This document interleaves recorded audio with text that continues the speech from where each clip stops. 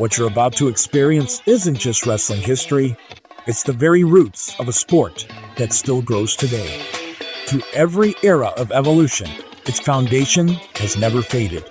From its origins in the carnivals to the spotlight of TV, from territorial boundaries to a global legacy, this is Regional Rasslin Presents, where the past steps into the present. And now, your host, Ray Russell.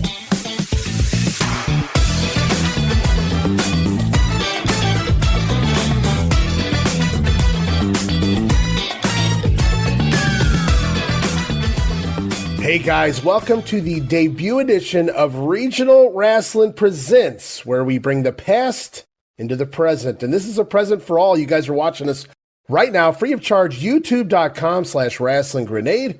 I am Ray Russell, and this is a brand new folk we are bringing here to the WrestleCopia world. I want to welcome St. Louis wrestling superfan overall. Welcome Phil Adams to the program, man. Well, thank you very much, Ray. I really appreciate it. It's nice being described as new at age 60. Yeah, I guess so. You guys said you're going to have to, when you get a little older, create your own podcast so that I can be young and new and things like that when I get there. That's right. But well, Phil, these days. It's great to have you, man. We've corresponded for a few years now. It feels like, you're always there in the WrestleCopia world, leaving comments and likes and things like that. So I know you're listening to the programs and watching the shows and always adding some insight when you have the opportunity. And we talked, it's been over a year ago that we discussed you coming on and doing part of the St. Louis Project with me. Now, Herb Simmons is also on board. I have spoke with him for anybody curious. It doesn't get any bigger of a historian in the St. Louis wrestling world than Herb Simmons. He's far more comfortable discussing the TV era. However, of course, he was there for that. And of course, he was great friends with Larry Matisic. He knew Sam Muchnick. So I'm looking forward to having Herb on and talking, some of the results and things of that nature when we get to there. But before we get there, my friend, do we have a lot of, if you thought St. Louis started with Sam Muchnick, you'd be wrong, Phil. Oh, very much so. It's amazing how far back the history goes. And it's such a weird and interesting history. Yeah. It kind of mirrors the way the country was back in the early 1900s. That's for true. That's absolute. You hit the nail on the head with that's what I was thinking as I was reading some of these stories. You just shake your head at like disbelief. But it was the Wild West, literally the Wild West of the world, much less carny pro wrestling at the time. Well, yeah, St. Louis was the Wild West, too. I mean, it was the biggest city west of the Mississippi, for sure. And it was kind of a frontier town at that time. A lot of dirt roads, still there were some shootouts on the streets. It was an interesting time. Kind of the way it is now. Well, that's true. The more things change, the more they stay the same, I suppose. Yes, absolutely. Right. But it's kind of interesting with the law, with pro wrestling. We're going to be talking a lot about all of that and just kind of the shady shades of gray, if you will, how everything was operated. And some of the characters, again, like you said, you hit on it. Some of these characters, it sounds unbelievable, but it happened, right? These stories are pretty much out there. For the most part, seem to be verifiable. So I'm looking forward to that. And you never know what random names are going to pop up. We might go off into little rabbit holes along the way because that's what it's all about. It's about the history of professional wrestling. And when you mentioned St. Louis, me growing up, I didn't picture the Wild West, so to speak. I pictured the Arch and, just another fun city to travel to. But no, back in the day, yes, it was very rural still, and a lot of happenings, good and bad, a lot of bad. But we're going back long before television was even invented. We're going to go back, actually, guys, to the 1890s. And we're going to be talking about a couple of promoters here moving into the turn of the century. And my notes have a lot of 01s, 02s, so forgive me in advance if I start saying 2001, 2000, I'll catch myself because I was going over my notes last time. Like, why did I do that? I'm going to have to remember, we're talking the 1900s here, the early 1900s. But first, we're going to kick off the 1890s. And before we get going with any of that, Phil, I got to ask you, man, when we jumped into this, what was your knowledge base? I'm not saying deep knowledge, but what was your knowledge base as far as pre-Sam Muchnick? Did you have any clue who was promoting there, or did you just have kind of an idea? I just had a little bit of an idea. I knew a bit about the Tom Pax era, but prior to the Tom Pax era, not very much knowledge at all, other than, of course, a little bit of knowledge of Jack Curley and his early Right. machinations in wrestling, but not so much related to St. Louis specifically. But getting into this, I learned a whole bunch of stuff from You ain't prior kidding. to 1923 or 1924 when Tom Pax takes over. Well, I appreciate you coming on board because it's always fun to get on here and have conversations with guys and, guys, knowledgeable people, super fans, historians, whatever the case may be, former promoters, et cetera, et cetera. We've had Kerry Silken on Regional Wrestling before, talking about his memories of growing up and going to Madison Square Garden as a teenager. So it's always a fun time to, pick everybody's brain. But what was really fun with you was I'm sitting here in every project that I do, I always do a show I call Setting the Stage. Right. I know I put a lot of thought of that, but I don't like hitting the ground running. I want, I don't expect everybody to know where we're picking up. I want to kind of get everybody, I want to set the stage. And so I had intended initially way back when for this episode to kind of be a quick overview of all of the promoters prior to Sam, prior to the TV era, and let's get rolling with, what everybody knows. Right. But then, I get digging into Jack Curley in the late 1800s, beginning of the 1900s, and Tom Pax and John Contos in between, and all of that good stuff. But then, these other little blurbs and things that I kind of edited in there with some of the names. You came back at me. You went and did the extra research on some of these guys, these lower level figures, if you will, in more ways than one. And so when you started bringing me this stuff, then I started doing more digging on them, and I'm like, you know what, this is going to be a whole series in and of itself. These guys deserve more time on the TV screen. Yeah, it's they really have gotten kind of their short shrift from history because there's really not much about them. You kind of have to piece it all together yourself by going through newspaper articles and what have you to kind of figure out what was going on in this period of time. Who were the players and why were they here?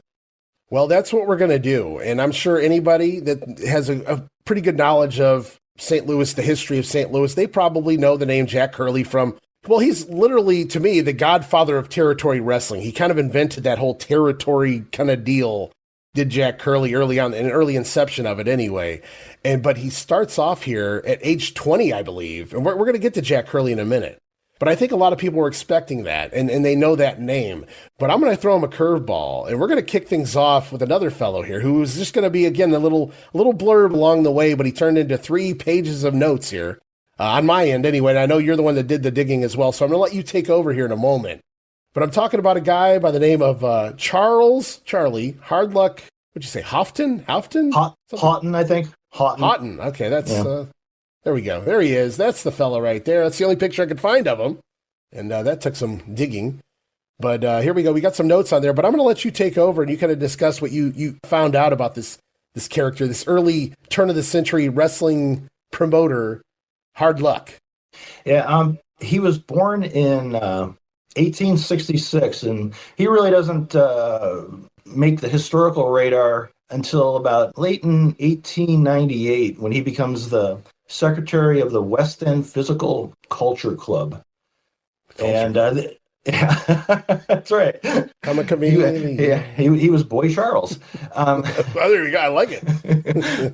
Anyway, like their first big foray into wrestling was 12/31/98, where they had a big New Year's Eve card where they featured a bunch of amateur wrestling matches, and kind of moved on in the club. He became president in April, and is putting on some wrestling exhibitions at the time, but it's mostly a boxing organization.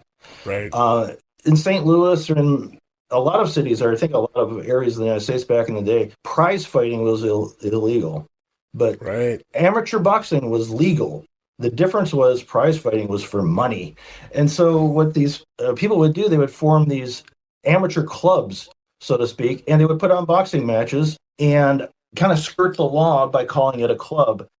But they would also, there would be a bunch of gambling on the side, and fighters who won would end up getting paid from the gambling winnings. It was quite the sordid little affair.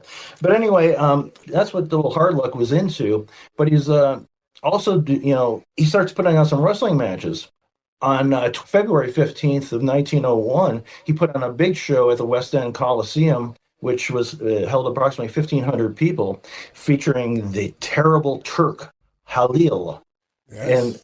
And Halil had to throw 6 men in an hour to win the match, so to speak. Right. And he couldn't use his lethal stranglehold, whatever that was. I'm guessing a headlock. So anyway, he throws these 6 jobbers and has a big match with Tom Jenkins in March of 1901. And Jenkins, he was a real wrestler. He wasn't. The Terrible Turk was, he was kind of a gimmick for 1900 in that era. But Tom Jenkins was a real wrestler. I mean, an amateur wrestler, a hooker. And this match went very badly for the Turk. Went 2 straight falls, less than 15 minutes. And got a little bit of a bad taste in St. Louis wrestling fans' mouth because of that. So anyway, Charles, he's promoting boxing throughout, or wrestling and boxing throughout early 1900s into 1902, 1903. He's having a whole bunch of legal problems at the time because in order to run, you had to stay on the good side of the police commission. Right. And the police commission were elected and appointed officials who basically made the laws of the city of St. Louis. So he was having some difficulties with that. Back in, say, 1903, the police board was shutting down his boxing matches. He got shut down in 1903 one time for selling a bunch of tickets for a match between young Corbett and Dave Sullivan. The police board found out and they shut it down. At this point, Charles had basically a monopoly of the boxing organization, but now he's starting to get some competition because the police board is now no longer on his side. He ends up having some boxing matches that are considered fixed fights. Boxers are suspended. Boxers aren't allowed to fight in St. Louis. Just having all sorts of problems. But he starts fighting back a little bit. The Missouri Athletic Club, one of his competitors, started doing wrestling matches at the time, and they brought in a special attraction brought in George Hackenschmidt. And he was supposed to throw 3 men an hour, and one of his opponents was a mysterious Marula the Turk. Oh, another Turk? Another Turk. But anyway, Charles was quoted in the paper as saying he saw the guy on the street, this Marula, and he said it was none other than the horrible Halil the Turk, who was destroyed by Tom Jenkins. In the paper, they wrote, if it is Halil, the whole affair is a joke. So, So anyway, they're having, I guess, promotional wars back in the time. Sure, sure. It's amazing, because things are more prominent later on, where there's a lot more conversation about it in the TV era. The stories are there. The promoters were there long enough to share the stories. The wrestlers were there long enough to share the stories, so they're passed on. But it's funny when you can go back and see the same things were happening way back, even prior to the 1900s, and not just in pro wrestling, but just in promoting in general. These guys are, playing the game with each other, and so all the tricks that were used much later on, these guys were very savvy in doing this way back when. Wait a minute. I got on good authority that this guy's probably just the job guy that we saw, the other Turk. That's right. You guys are just putting a new name on him. I have it under good authority, and maybe he doesn't know who's coming to town, so that's why he's kind of leaving it open-ended. It's funny. Yeah, he's just trying to get the word out in the paper that, oh my God, you people are going to be screwed again if you go watch this match. Don't go waste your money. Don't go. No. No, that's fun. He's got another half of his life still to come here, but I want to do a quick overview if it's okay with you. We're going to kind of just run over what you kind of hit on here as far as what he did early in the promoting times, because I know he's got some other things coming up here as well. So I just find it really interesting how we'll call it an athletic commission, if you will. However, whatever the law. Well, I just love how it works here, because if you're in good standings with them, which I would imagine means you're paying them well, you're funding them on the side, then your promotion, your shows, they seem to go off without a hitch. However, if you're not willing to share in your money, your finances, then they seem to, and it's always funny, they always wait till 1, 2, 3 days, maybe the day of, to kind of raid the show and say it's not happening. And it feels to me like a hybrid of, let's wait and see if this clown's going to pay up, give him some time, but it's also, let's see how much we can screw with it. Let's let him build this thing all the way to the day, and then he has no option but to pay us. And also, I think there's a part of somebody coming in, a third party coming into the powers that be, and giving them a little bit more money than the other guy was giving them and turning their allegiance at the last minute. All right, so before we move into the rest of Mr. Hardluck's time here on this earth, we're going to do a quick overview for anybody watching, a part right here of the YouTube at the moment and also part of the Patreon, the VIP tier. I want to thank you guys for joining. If you haven't done so already, guys, I certainly encourage you to give it a try. Patreon.com/WrestleCopia. Lots of great tiers there, lots of great options, lots of great video casts. Check it out, from the Coliseum video cast to the Puroresu Academy to the Monday Warfare, the history of the Monday Night War, to, yes, right here, Regional Wrestling Presents, with Phil Adams at the moment as we cover this, and Mr. Charles Hardluck Haughton, if you will. So the notes I have here on the slide, just in case anybody's watching along, promoted pro wrestling predominantly 1895 to 1910 were his main years. He considered himself a manager, a matchmaker, and a boxing wrestling promoter. Again, from the mid-1900s through 1910, active in sports wagering, and we'll talk a little bit more about that in a moment. It's exactly what it sounds like. Into the 1930s, his primary venue was the West End Athletic Club. You hit on that. Of course, Phil, you talked about his presidency or whatever you might want to call that there with the company. He would use that loophole that you mentioned where he would promote prize fights under the guise of athletic clubs. These are just amateur. Nobody's getting paid. Sure, that's the ticket. But that did, at times it would bypass the Missouri laws against pro fighting. There was no pro fighting allowed, like you said. If they're not making money off you, you're not making money, is kind of how that goes, I feel like. Would you say that's pretty much the whole situation there? That seemed to be, but there would also be periods of morality, too, where there were sometimes the board would be driven by pure virtue and just feel that this is wrong, we can't have this. But most of the time, it's totally a money thing.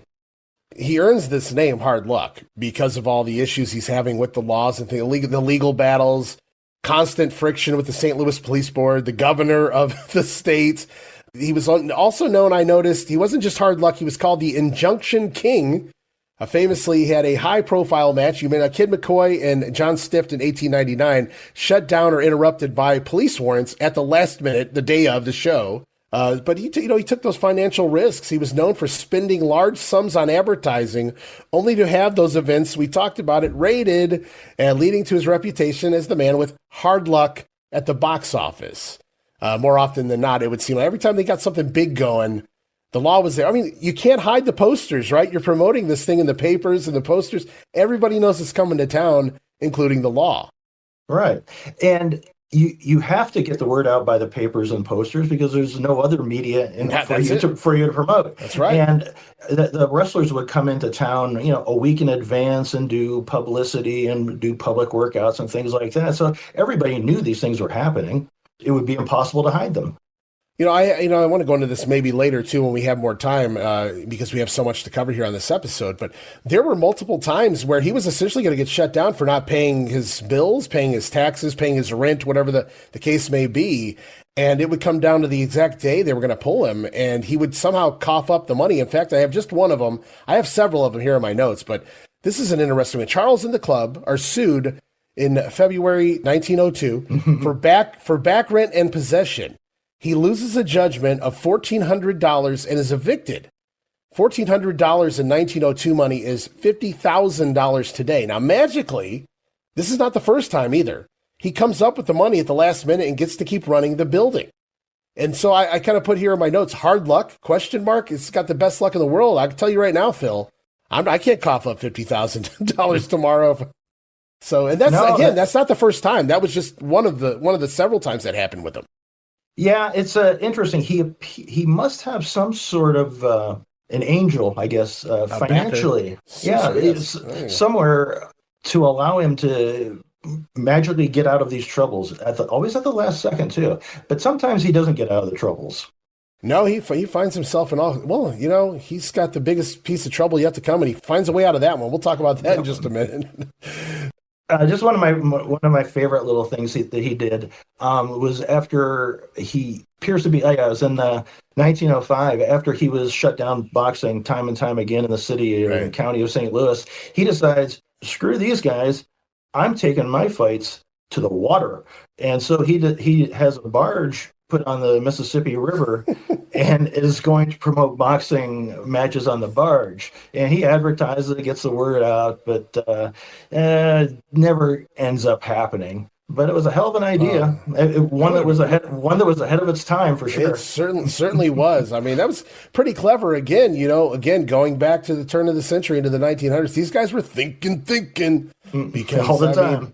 All the time to figure out what ways to work around paying some bills and dealing with the law. And that's a very clever idea. Unfortunately, yes, it doesn't come to fruition. That would have made some amazing publicity pictures. Oh, it would have. I guess, it came to having some issues about people being able to get on the barge and of course, the movement of the water and all those sorts of things. It seemed like, I think, it seemed like a great idea at the time, but when push came to shove, it just couldn't happen. Well, I mean, it was a hell of a run. It was some fun times, and that was in the early goings because Jack Curley comes in right around the same time he does, and he begins promoting. Well, we're not even at Jack yet, by the way, but I'm just, that was his competitor at that point in time, I guess. But Jack was more into the boxing side, if I remember correctly, when he first gets. We'll get to Jack in a little bit. I don't want to journey off the beaten path right now, but we got a lot more on Mr. Haughton here. Yeah, we do. He eventually. In 1907, the newspaper, Post-Dispatch here in St. Louis, declared that the Central West End Athletic Club was dead, and it's gone. Charles had gotten a new building, or was advertising that he had gotten a new building, but he totally abandoned that and took off out of town. There was thoughts that he had gone to Nevada. They weren't sure. There was a note that he had come back to St. Louis in June of 1909. After he tried to get some boxing and wrestling promotions going in Tennessee, but wasn't able to do that. Right. Then he ends up somehow, it's a little iffy on the historical record, but he claims that he went to Texas and he worked as either a Texas Ranger or a U.S. Marshal, which is a hell of a career change. That's a hell of a jump to be fighting the law to going alongside the law there, and being a wrestling promoter, I'm going to have to call bullshit on that, I think. I don't know that for a fact, but I can't see this gentleman following, he goes from promoting these events to becoming a Texas Ranger. That's it seems difficult to believe, but who knows? Well, it was a different times for sure. It was a different time, very different time. So anyway, we kind of lose record of him, but he appears back in Kansas City in the 1920s, where he becomes a manager of a horse racing newswire service. Ray, have you ever seen the movie The Sting? Yes, I have. Well, The Sting is kind of based on what Charlie was doing at this time. Okay. Where they had the gambling parlor set up, and somebody you would get from the wire, the telegraph wire. Right. You get results of the horse races, and you would have somebody at the gambling parlor reading the results of the horse races, doing it kind of like in a play-by-play, or a track announcer, as a track announcer would do. So Charlie was in charge of the wire and getting the wire information to the gambling parlor without anybody else being able to intercept that information, because if you had the information, you'd be able to make bets. And in The Sting, what they did, they were able to bypass one of the wire runners and got the results, and were able to place a big bet and what have you. So it was imperative for the gambling houses that there be no breaches in security with the wire. Yes, the results, right.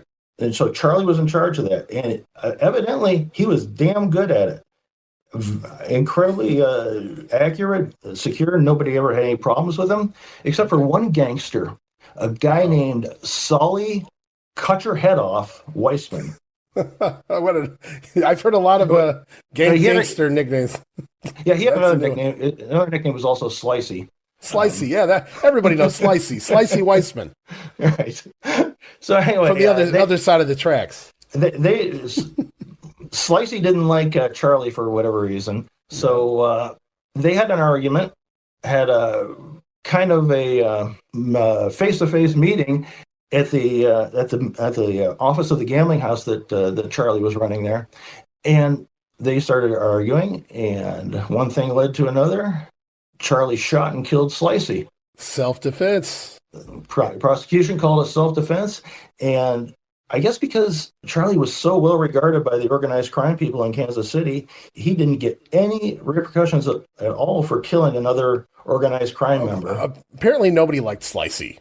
Apparently not. Slicey might have been a bit of an a-hole, but Charlie was able to work his way through that. A couple of years later, he had some IRS difficulties.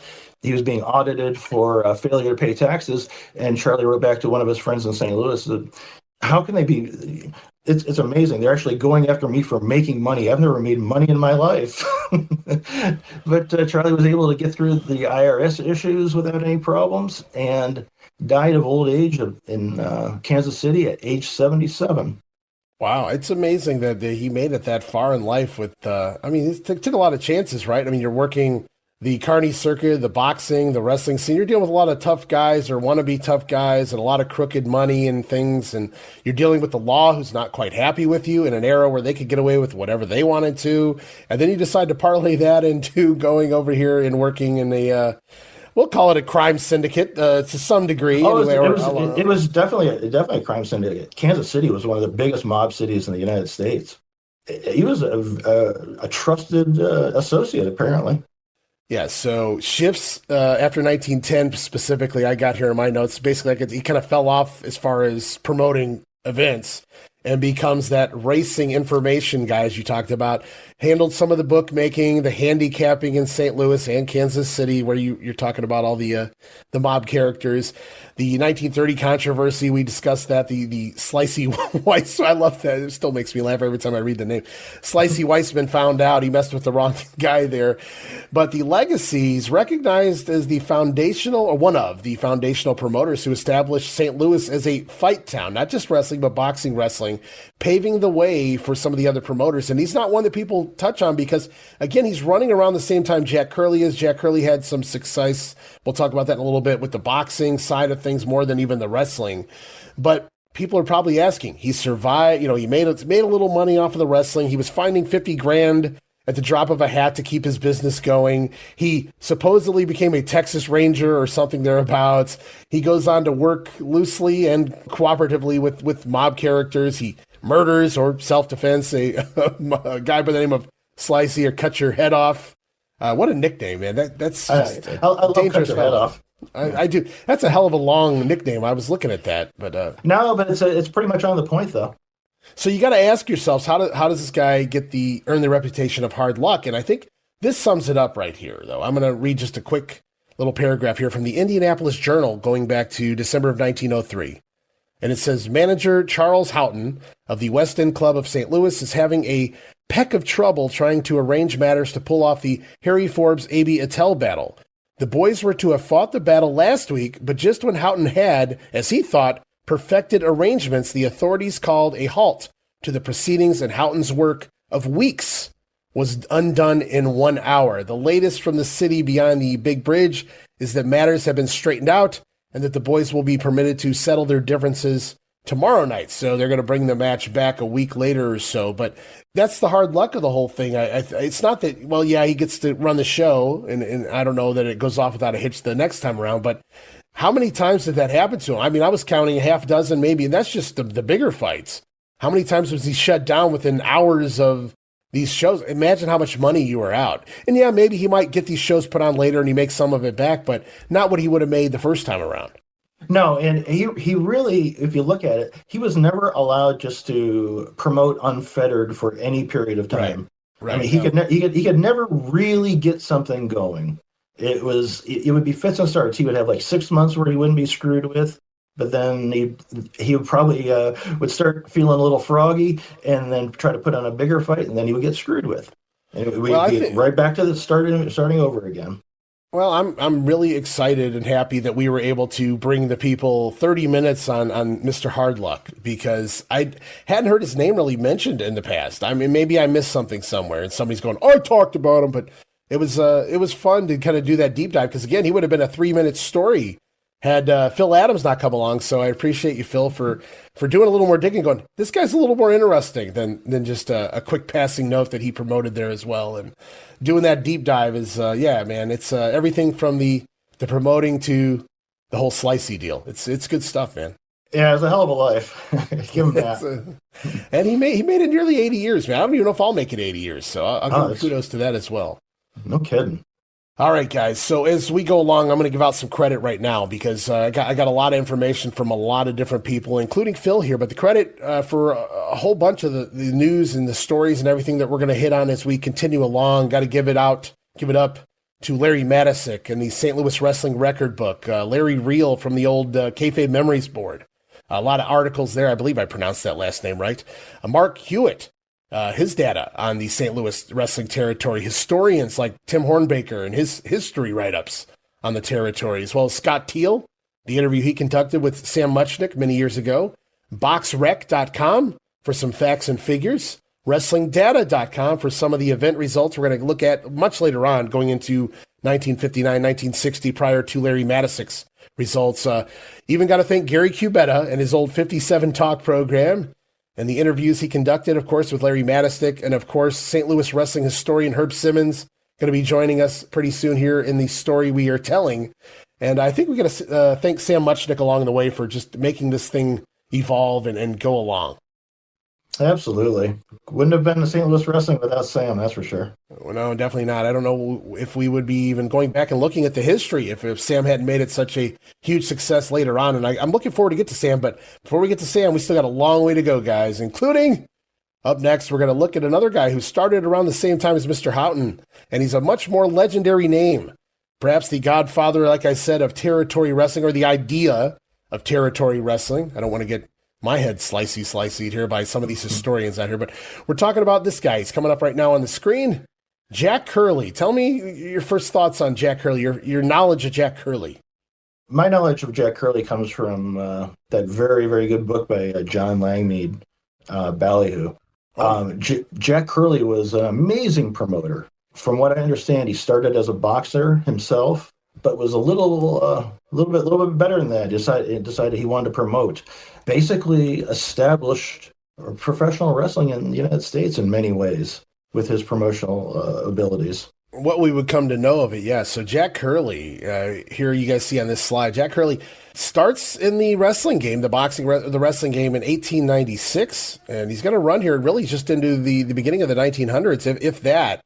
At one time, one of, if not the, most powerful wrestling promoter of the 1900s through the 1930s, Curley at age 20 began promoting boxing and even some smaller wrestling events in St. Louis, beginning there, like I said, in the mid-1890s, and continued to run there through 1899. So even though Houghton stayed there a little longer, it looked like Jack Curley was coming in there and testing the waters as far as pro wrestling goes, on top of his boxing gig. Yeah, I think Jack had much bigger ambitions, though, and he decided that St. Louis was probably just way too small for him. It's funny to think of St. Louis being too small of an area, but you're right, because he's going to go on to do much bigger things in bigger areas. Yeah, it was too small for his ambitions, because his ambitions were great, and they were great, and he succeeded in many ways. So Curley going to go on to promote a ton of high-profile boxing and wrestling events in the 1900s. Beginning in 1907, you look at that, the big match between Frank Gotch and Fred Beal. Now that's a year before the Gotch-Hackenschmidt match that everybody, the 1908 match they had. But parlayed his success into becoming manager of Doc Benjamin Roller, who was an elite wrestler at the time in the early 1900s.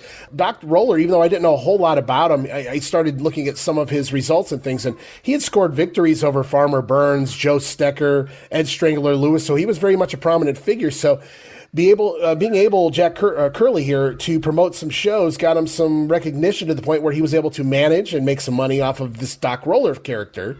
So he was not just a promoter, like many of the successful promoters of the time. He would find a couple of the big name wrestlers to manage and make some money and kind of delegate and rent them out, if you will. Yeah, it's a very interesting kind of nomadic life that he had, going from place to place with Dr. Ben Roller. It was just such a fascinating existence. It's amazing to me. It's funny, too. I did a little digging on Doc Roller, and I saw that he enjoyed the money, but he more or less used the pro wrestling game to travel the world. Like it was like, okay, well, this is how I'm going to get here, and this is point A to point B, and made money along the way doing it. So it was.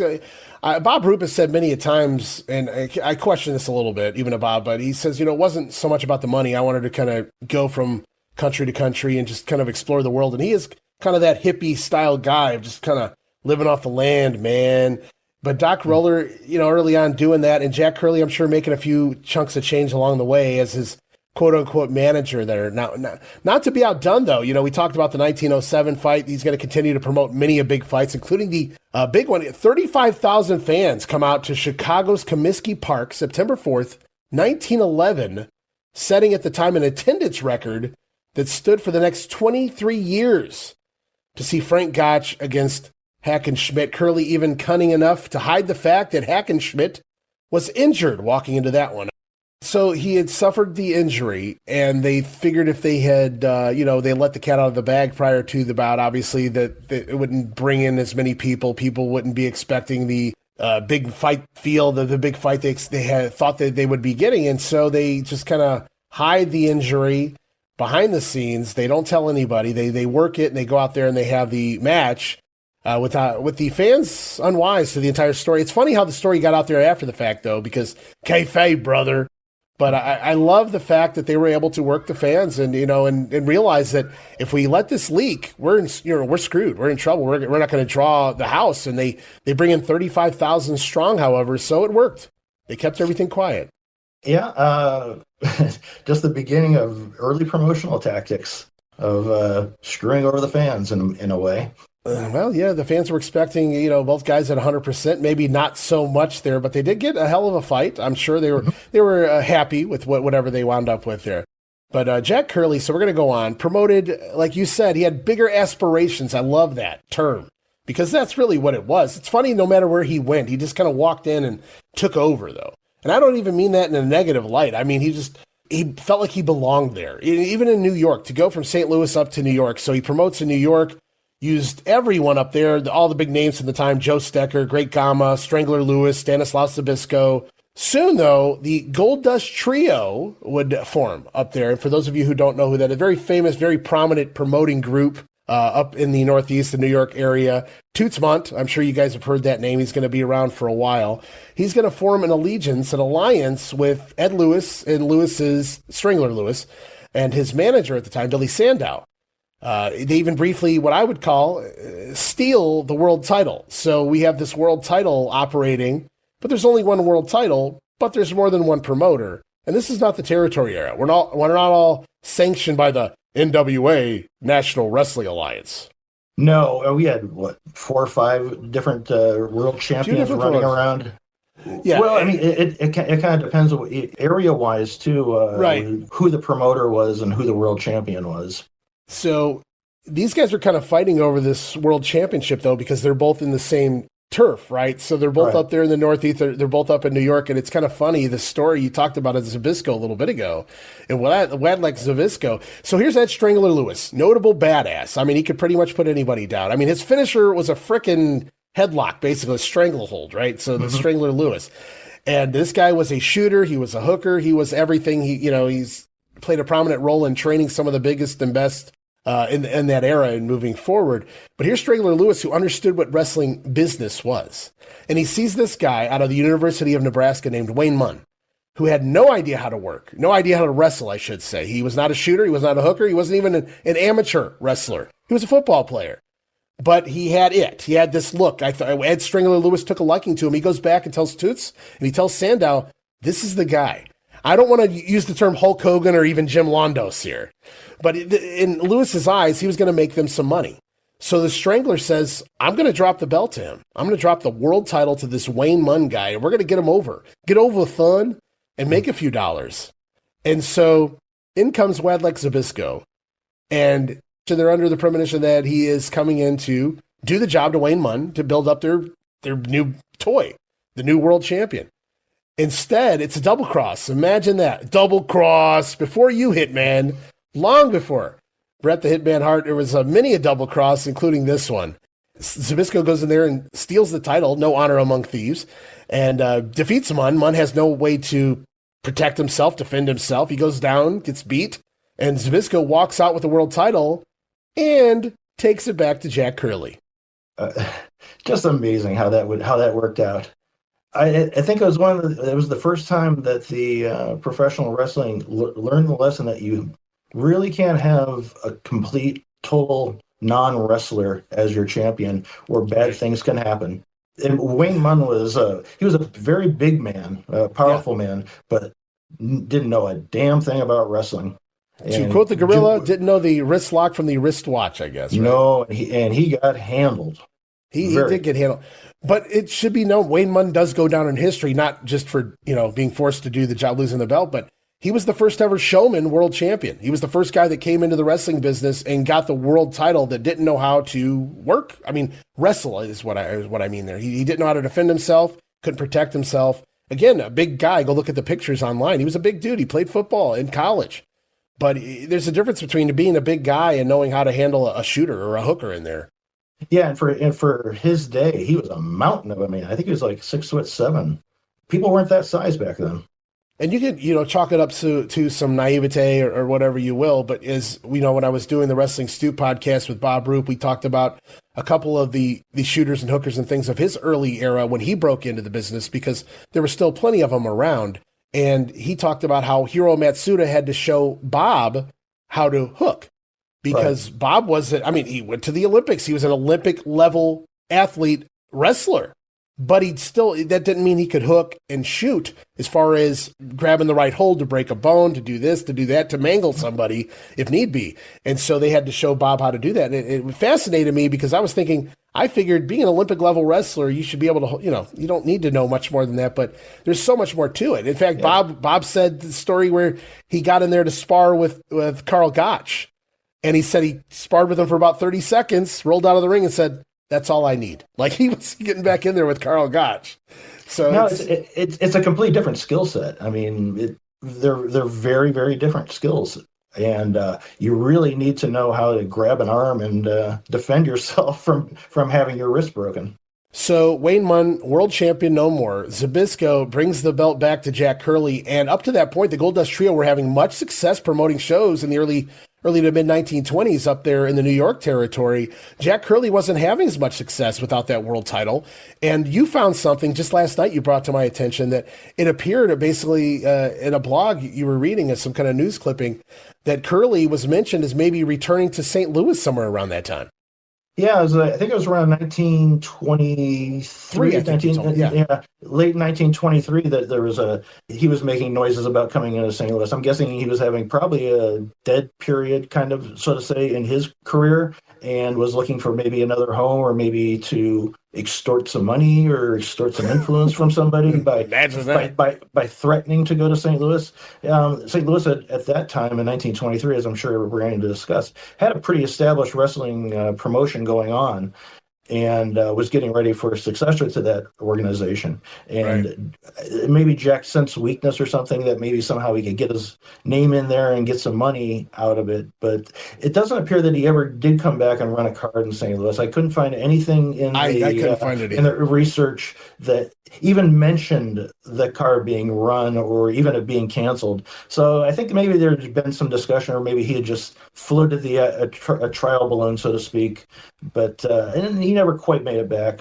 Yeah, dipping his toes. I think you're right. The business, we'll talk about it in a little bit when we get to John Contos, is that business wasn't the best at the time. And maybe, Contos was looking to get out of it, and we'll see what happens with that. But it appears that maybe that was just the perfect time for Curley to dip his toes in, see if there's something there that he could kind of just build off of. But also at the same time, again, he was not having the success of the Goldust Trio that they were having up there. So it may have been, I need to find somewhere else to go, at least for a little bit, till I regroup.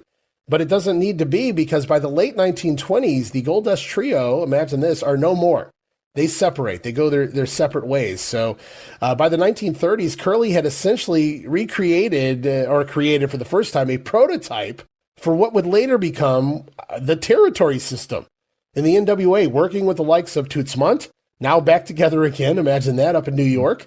Ray Fabiani, Tom Pax, we'll talk about him out of St. Louis. Ed White, who was in Chicago, the Midwest. Paul Bowser out of Boston, New England. All across the country, Jack Curley starting to work with these other territories, kind of shipping around his world champion, renting him out. So Curley eventually, though, passing away in 1937 at the age of 61, and thus the aforementioned alliance is disbanded. The Godfather's no longer there to hold it together, so Munt and Fabiani would run against Bowser in Boston. Pax and White would also work against Munt. So no honor among thieves is what I say, especially in the wrestling business. Oh, God, no. No, especially with Jack Curley leaving, there is a massive power void, and so everybody's going to try to get in there and get that spot. The Don has passed away, and now everybody's trying to overtake everybody. Yeah. And Jack didn't leave a succession plan. I don't think he was planning on dying at age 61. Very soon here, we're also going to be discussing the Georgia War, and I don't want to compare it because it's a very different situation, but at the same time, Ray Gunkel passes away, and here we go. It's off to the races to figure out how everybody can screw everybody into running, taking over the city, taking over the state, taking over the business. So, and it's no different here. But it's so fun to see Jack Curley feuding promoter-wise with Toots Mondt, and then the minute the Gold Dust Trio disband and they're not really having the success they were having once upon a time, even though Jack Curley stole the world title back, all these things that happened. By the end of the 20s, it was like they were all working together again. Now, did they trust each other? Probably not. But at the same time, business is business. So it really feels like a territory of wrestling mobs, all these mob bosses running the wrestling companies, because nobody's trusting anybody, but they're still working together because there's money to be made. No, and this is the early stages of the business, too. So people are trying to figure out what this business is, number one. This business did not exist, so there was no real model for it. And so this is all a bunch of trial and error, and we're going to figure out how do we make this a real business to where we can make money, and what are the limits of how do we make money? They just didn't know. And so there was a whole bunch of fun machinations going on. Well, we've got so many other promoters to get into, and I don't want to focus too deep on Jack Curley's career because a lot of it was outside of St. Louis, but an architect. Again, I keep just reiterating, godfather of the territory system in wrestling, shrewd businessman, pioneer promoter. You talked about it just now. There was no format for how this was supposed to be done. And I think Jack Curley added a lot to that. It was trial and error, absolutely. But I think there was a lot of success to be had, and an industry puppeteer when he had control of that world title, renting out the world champion. It really was the beginning of the territory system. You want my world champion? Do you come to your territory? X amount of dollars, buddy. Right. And do me other favors too. It wasn't just give me $10,000 and I'll have Ed Lewis show up here in town. There's a bunch of other stuff that had to go on too. It was a building of relationships It was more than just a financial transactions, I believe. Yeah, lots of politics to be played there, business wise and outside of that, and people's feelings, things of that nature. And even though nobody's trusting anybody, you still got to earn the trust at the same time. It's a very weird thing to maneuver through, but he made it. He was on top of the world there for a while until, he passes away fairly young, I guess, 61. So he doesn't live quite as long as Mr. Hardluck did anyway. But Jack Curley, a lot of his success came outside of St. Louis. But I wanted everybody to kind of understand the importance of Jack Curley. And I have no problem at some point just going back and dissecting this man's career, because it is just a phenomenal story to tell. And we could spend multiple episodes on here just talking about Jack Curley. Oh, absolutely. I mean, that could be a 10-parter easily.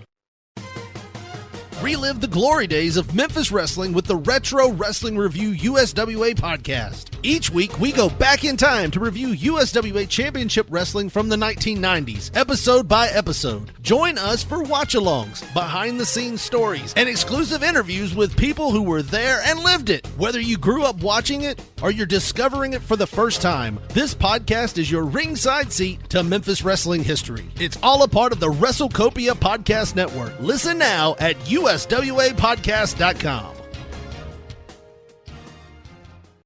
Hey guys, Ray Russell back to talk to you about all the new and exciting audio and video podcasts we've been putting together over at patreon.com/WrestleCopia.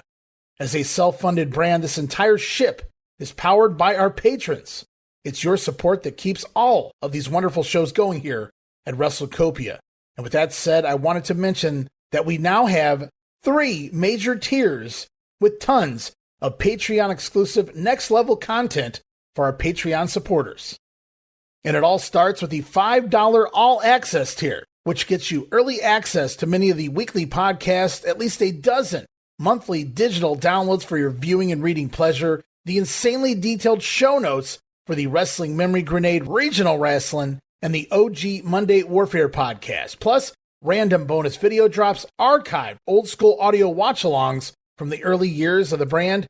And if that's not all, the brand new Patreon-exclusive podcast, Ranting Raw, featuring yours truly, Ray Russell, completely uncensored, unfiltered, with honest takes, taking patron questions and addressing various topics from throughout wrestling history.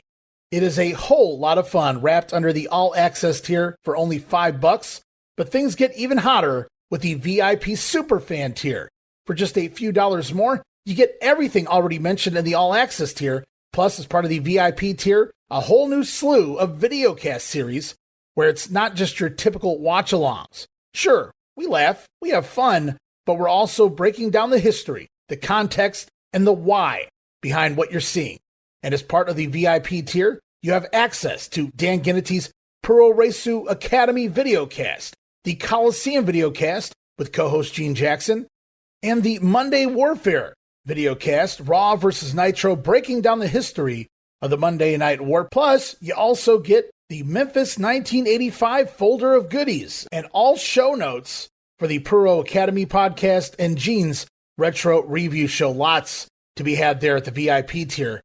But wait, there's more.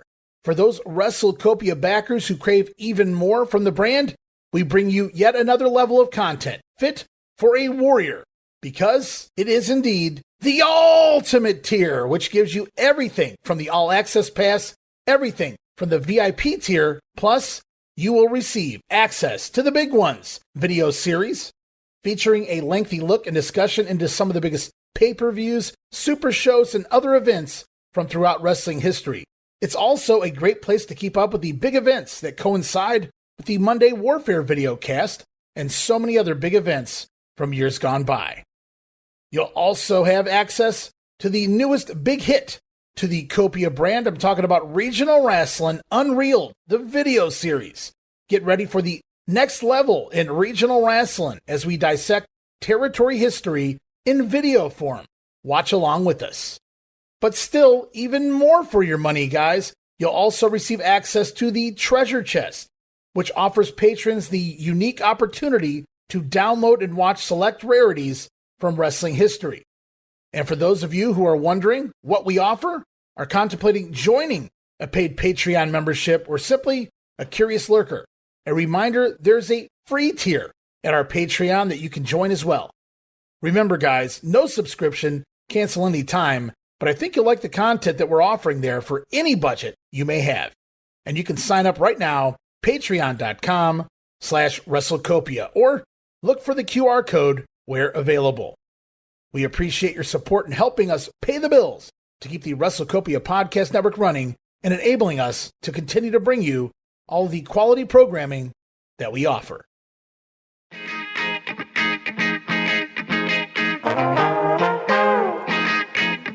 Hey, it's Bob Smith, and guess what? The Outdated Wrestling Hour is now part of the WrestleCopia Podcast Network. But hey, no fear, you're still going to hear the unique guests, comedy, music, authors, journalists, funny people. Who knows who's going to end up on the Outdated Wrestling Hour? Remember, it's all new and all old. So check it out, the WrestleCopia Podcast Network, and wherever you get your podcasts. Listen, if you know what's good for you. All right, guys, we're going to move along to another promoter. You talked about new promoters taking over. It was kind of a dark era, honestly, in the St. Louis territory from the late 1900s to 1920. There was really no big, prominent promoter. There's not a whole lot of information out there.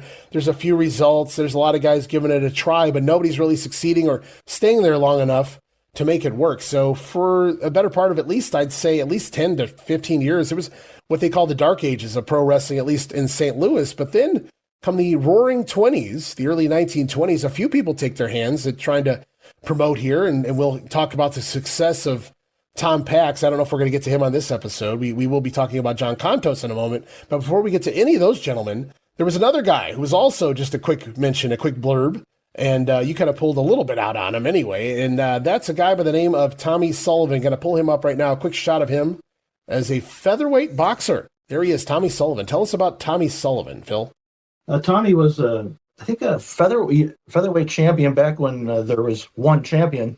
From 1904 to 1908, a hell of a boxer. I think his nickname was Brooklyn Tommy. He was from New York City area. Anyway, he migrated to St. Louis after his career was over and started coaching and promoting boxing in St. Louis. As we discussed earlier, promoting boxing in St. Louis could be a difficult minefield at times. Right. And so Tommy, although he had some success promoting boxing, he ran afoul of the powers that be as well, and he couldn't promote boxing at all in 1922 when he was stopped from promoting boxing. So he decided, well, I can't promote boxing, but I have this ring, so what do I do now? What do I do with it? Right, yeah.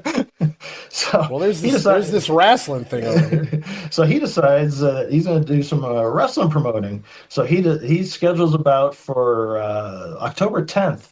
But for some reason, I think at this time, John Contos had been promoting wrestling. And so I think John had maybe some of the more powerful people on his side. So the match that was scheduled for October 10th ends up being canceled because one of the main eventers, Stanley Pinta, had an illness and he had to pull out. And another guy named Lloyd Carter, who was on the card, was going to have to pull out because he had an attack of boils, which does not seem to be a very fun thing. No, I didn't know you could get an attack of boils, but I'm glad that I've never had that happen. Jeez, oh man. I'm guessing to the extent that this was a real problem, it was probably a mat-borne infection. I was going to say, do you think it was just boils, or it could have been a whole lot more? You never know. Yeah, you know. Yeah, it could have been a horrible, nasty infection. But anyway, this thing had to be canceled. It gets rescheduled for just 11 days later, strangely enough. And the main event was supposed to be a Pat McGill and Stanley Pinta, and Lloyd Carter's boils had cleared up by this point. He was scheduled to appear. Wow. But pretty fast. Yeah, boils, I guess they're fleeting. Anyway, this card had to be canceled because, and I quote, "The wrestlers refused to wrestle before so small a gathering." So apparently 4 or 5 people showed up, and the wrestlers said, "Screw this, I'm going home." Screw you guys, I'm going home. I mean, I totally get that from the perspective of, I mean, I'm not going to go out there and give my whatever, but you have to imagine that the money wasn't there. Sullivan didn't have the back, in the back pocket to pay him out, and I'm sure that had a lot to do with it. I mean, whether it's 4 people or 4,000 people, I've heard a lot of people go, you perform for them. That's not what I'm getting at here. What I'm getting at here is I think it had a lot more to do with the finances. These guys. Yeah, I was going to say, my guess is Tommy was paying these guys off the house. The house? Oh man! And when the house is going to be $4, I probably don't want to get my face rubbed in a mat for 50 cents. 14 cents. Oh, there you were being generous. I was thinking. Yeah, I was giving them half the gate.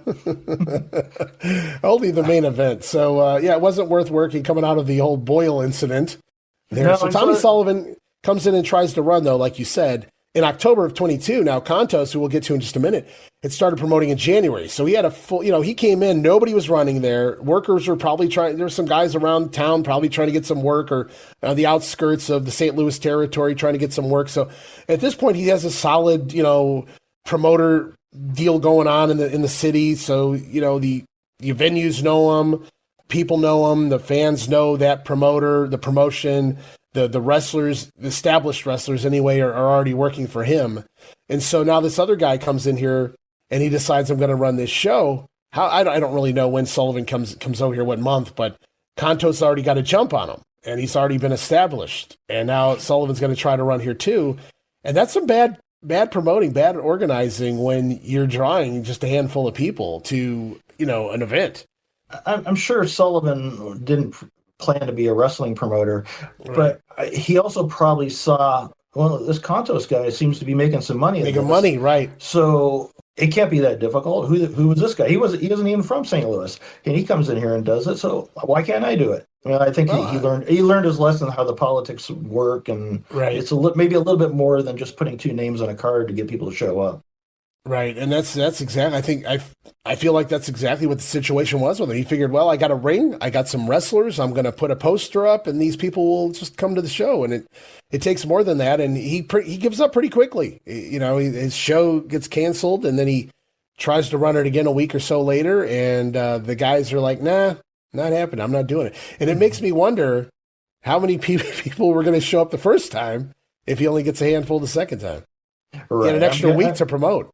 I'm guessing he got more mention in the paper than what his actual the people that were going to show up. I mean, it seemed like an ill-fated venture from the beginning. So we talked about Hardluck Haughton. We talked about Tommy Sullivan. Of course, we threw Jack Curley in there. You got to throw Jack Curley in there. Some of the bigger names promoting or attempting to promote in Tommy's case here. It's a fun little story, though, to little sidebar of Tommy Sullivan coming in. But it's funny because you had about a 15-year lull where you could have came in, Tommy, you might have made a couple bucks, but you decide you're going to come to St. Louis and start running just a little over a half year after another guy came to St. Louis and started running. Wrong place, wrong time for Tommy Sullivan, I think, and it boils down to also, like you said, just wasn't knowledgeable on how to promote a wrestling card, a wrestling fight.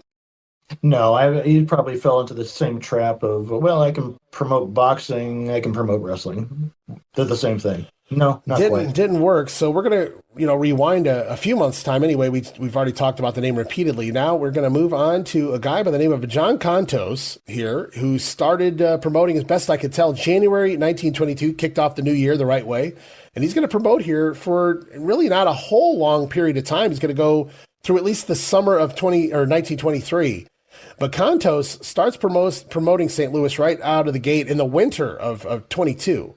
So I got a note here from an historian. I believe this is Tim Hornbaker.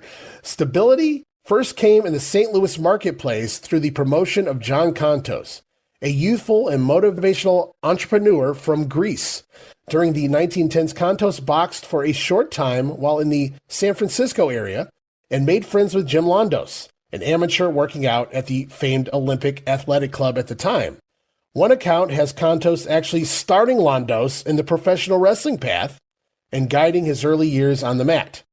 Though that may just be folklore, by 1922, Contos was indeed in St. Louis at the Coliseum promoting Jim Londos, Ed Strangler Lewis, Stanislaus Obisco, Joe Stecker, the biggest names in the industry. He even attempted to lure boxing legend Jack Dempsey into a mixed match with any of his leading wrestlers. Promoters have always seen the money in mixed combat sport matches. So that was an early look into a potential, we know Inoki and Ali later on, and it comes down to the agents and the egos and everything, where nobody's wanting to trust anybody when the showtime comes. And so Jack Dempsey could have gotten the ring, and they could have made a lot of money, but it could have been a whole lot of Jack Dempsey going, I don't need to get in there and have one of these guys break my ankle. No, and I think I don't know how, if back then, if everybody realized just how easy of a time a wrestler would have with a boxer in a real fight. Right. But if they did realize, I'm sure Jack probably understood that there's no reason. I mean, he's probably the highest paid athlete in the United States, and while he was world heavyweight champion, and there's no reason to put that at risk for anything. No, definitely not. I mean, when you, even in my area, like I grew up in the 1980s, I still knew all the legendary, there's boxers that come in between, the Max Bayers and things that you learn later on, but Jack Dempsey was just a name you knew. And right. He was one of the greatest of all time. Some would argue the greatest of all time. A lot of people say that's Muhammad Ali, and I love that character, so I got to go along with that too. He's a fun fighter to watch. But no, we'll go back though. We'll move away from Jack Dempsey again. I even though he wasn't a pro wrestler, that's another guy I'd love to just talk about for some time. But we go back and talk about John Contos walking in here. He walks in here. Wrestling's been stagnant here for well over a decade by this point. And Contos decides, well, they just need the right promoter. I'm here now, and I'm going to get things done. Another young Greek. who made the venture to North America here to the United States and on a dream, if you will, be with. In public here, he does a little boxing on the West Coast. I didn't realize till I did some digging here that he had actually done some boxing himself. So he understood sports, he understood athletics, competition, things of that nature. But as you pointed out with Tommy Sullivan, it takes more than that. And he seems to have a good grasp, at least early on here, of the professional wrestling world, how to promote. I think it probably is able to take advantage of the fact that there had been a dead area in St. Louis, and that there probably with some promotion, there was a thirst for some professional wrestling at this time, and I think he was able to come in and take advantage of that dead period and make a little bit of money. And here's another reason why Tommy Sullivan failed. We mentioned some of the names on that card, like Mr. Boyles. Meanwhile, Contos is over here promoting Jim Londos and Strangler Lewis, and Stecker and things of that nature. So there's no wonder, he's selling out over here, and then Tommy Sullivan's drawing in 12 people. And a rat over there in the corner somewhere. So exactly. It's funny to see, right place, right time. John Contos comes in, and I didn't get into the deepness of how he brokered getting these names in immediately, but it seems like these guys had been here before. They knew the city, and maybe they felt there was some money to be made, and clearly they made it, or they wouldn't have kept coming back, and Contos probably wouldn't have had a working lower extremities, if he had ripped these guys off. So I'm thinking that they did okay. Yeah, they certainly must have, and they're getting a lot of publicity in the papers, and I think like I said, being a dead territory, there was a lot of openings for. It was almost like a new sport coming into town. So we'll fast forward a little bit. We'll actually move into the following year. Now, everything I could find is listed as him as the promoter on the docket. Shows that he pretty much finishes up his end as promoter somewhere around the end of the summer. But I have some notes here. It says on Thursday, November 22nd of 1923, St. Louis promoter John Contos hosted a controversial card topped by a match between Joe Stecker and the up-and-coming Bulgarian wrestler Dan Kolov. I should mention the card was covered by John E. Ray of the sports editor for the St. Louis Post-Dispatch paper. The card was controversial because two of the biggest stars in wrestling were advertised but did not wrestle that evening. One no-show was Władek Zabisco, who's booked to wrestle John Evko, a wrestler Contos was building up at the time. That was going to be one of his boys. John Evko was going to be the big thing there in St. Louis. The other missing wrestler was Jim Londos, who would become the biggest box office star, of course, as we all know, maybe of all time, they say, but certainly of the 1930s and for many decades to come. He didn't even make it to the city on time, so he wasn't even there for the bout. So that's two big names. A lot of people, anybody who even considers himself remotely a quote-unquote historian or a super fan that studies the old time, those are two names Władek Zabisco and of course Jim Londos. So those are two big names on your card. You're running this show, and I think that's pretty much the beginning of the end of Contos as a promoter. He's kind of over this, and he was already getting over this by this point. We're going to talk about that in a little bit. Yeah, in a sense, he's advertising Hulk Hogan versus Andre the Giant, and nobody shows up, right. and neither of the advertised wrestlers show up because he's in a sense. He's advertising the two of the biggest names of the era, and nobody's there. Yeah, you could easily liken Jim Londos to the Hogan era. Hulk Hogan, absolutely. So yeah, Hulk Hogan's not on the show, and Zabisco, in the semi-main here against Evko, your up-and-comer. That's your Macho Man. So you've lost essentially your top two, your two big names on the entire card for different reasons.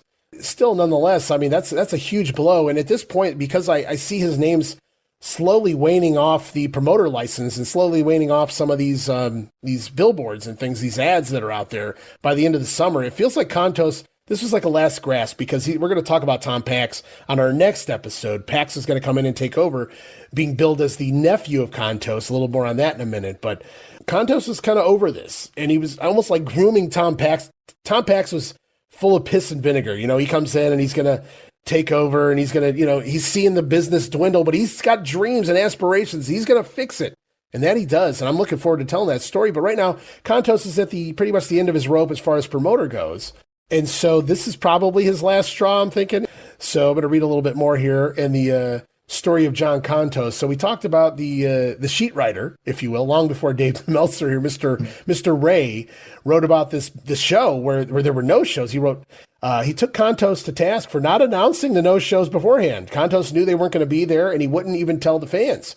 Ray said the inability to deliver on the advertised card was why pro wrestling couldn't get a foothold in the St. Louis market, blasting Contos there in the newspaper, the local paper. That was a huge deal back then. I mean, everybody was reading the papers. Yeah, that was a very big deal. And the Post-Dispatch was the biggest paper back then.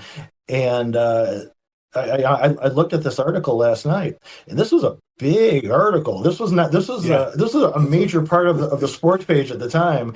There was lambasting going on there. Yeah, he was getting a really, really bad name. So it was probably an excellent opportunity to leave and kind of go on the road and do some managing.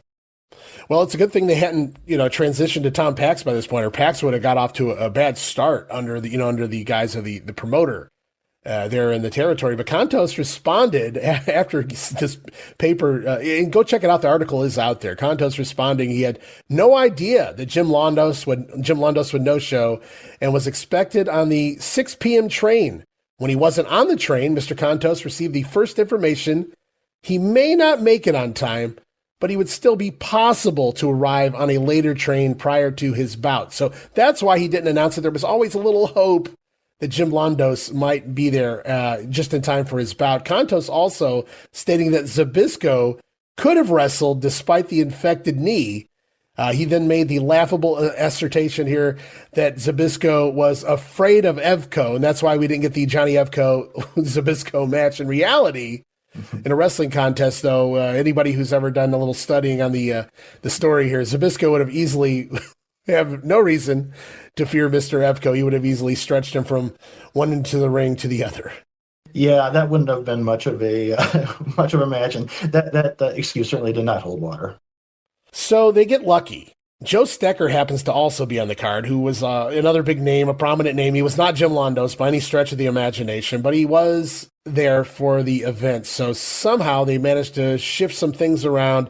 And even though Stecker's already on the card, they used him as the replacement for Londos in the main event. I don't have any information who replaces Zbyszko on this show, but I do love the fact that he came up with two separate answers for the reason why neither guy was announced as not being there. Zbyszko could have done it if he had wanted to. He was just afraid of Evko. Meanwhile, Londos, well, there was another train, and I was told he was probably on that train, and he would probably be here in time. And I didn't want to, get the fans' hopes up and tell them that he's not here, that he shows up, or tell them that he's not going to be here, and then he shows up. Interesting way to put things there, Mr. Contos. Sounds like a wrestling promoter to me. Very much so. I think he was baby facing Londos as well, because he had a relationship with Londos, and especially the Greek thing. He wasn't going to piss Jim Londos off by saying that Londos was too afraid to show up. Right, but so I guess he didn't have the same relationship with Zbyszko, and apparently wasn't afraid of pissing him off a little bit. No, I was going to say, it sounds like Zbyszko's not going to get booked here in St. Louis. At least, Contos is gone, so I can't say that for certain. But if John had stuck around, it doesn't sound like he had any plans of using Mr. Zbyszko any further cards down the road. However, Londos, he does keep. He knows where his bread is buttered. That's your draw. That's your huge main event draw there. Oh, absolutely. Yeah, there's you're not going to piss off Jim Londos. That's dumb business.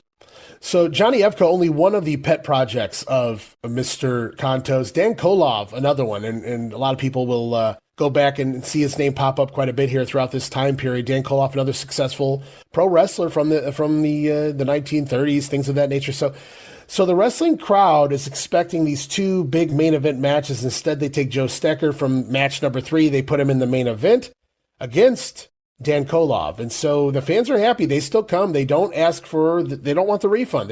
They stay for the event. So I guess he did something right. I mean, the fans stick around. He did the best he could. You give him what you got. And I guess the fans bought the story as far as Londos. I can't see that flying today in today's world, but you're able to get away with a lot of things 100 years ago. Yeah, that was a little, and the Stecker match got excellent reviews with in the paper as well as being a very good match. So maybe that took a lot of the bad taste out of people's mouth too, because I think the match itself ended up being very, very good. So I do have here of note, apparently Contos did try to promote a couple times after this, before Tom Pax takes over the book, takes over the promoting, et cetera, et cetera.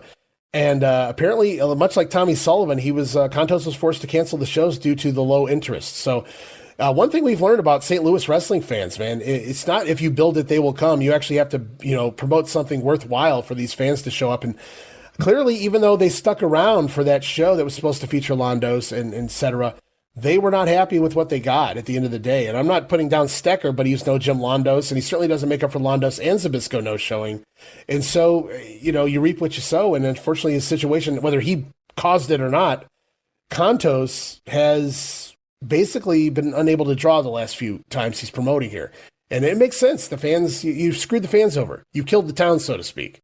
Yeah, that certainly didn't help his case. And I don't know if he doesn't go on after this to promote, I don't believe, or at least on a large basis. So I don't know if he really had the big promotion bug in him anyway.